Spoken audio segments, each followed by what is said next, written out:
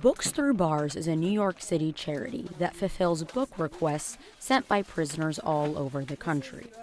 The program is run solely by volunteers and works in donated spaces.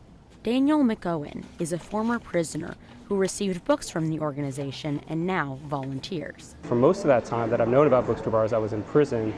So my involvement sort of went from actually receiving books to getting donations, which was really interesting and kind of felt full circle.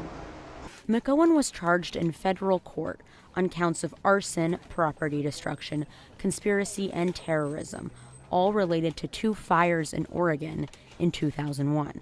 In November 2006, he was sentenced to 7 years in prison and was released on parole in June 2013. Today, he's an environmental and social activist living in Brooklyn. Like McOwen, many of the volunteers at Books Through Bars hold somewhat radical beliefs. Of most of the people who come here vary widely to being very traditional, liberal people, to radicals, anarchists. The packing sessions are held on Sundays and Mondays inside the basement of Freebird Books in Cobble Hill, Brooklyn.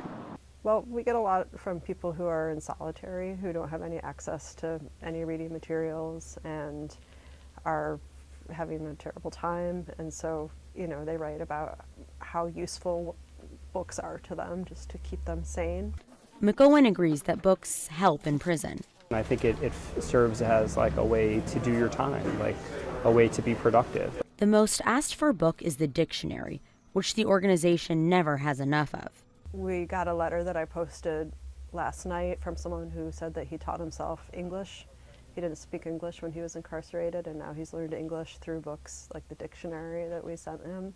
This packing session, which took place on November 12th, was the most crowded that Amy had ever seen, with about 20 people helping out. They're all very friendly and polite and just want this book. They're not very picky at all. I can only imagine how hard it would be to be locked up with nothing else to do. The organization aims to do more than just send books.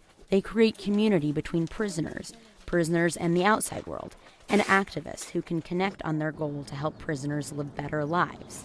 For NYU Tonight, I'm Sophie Varon.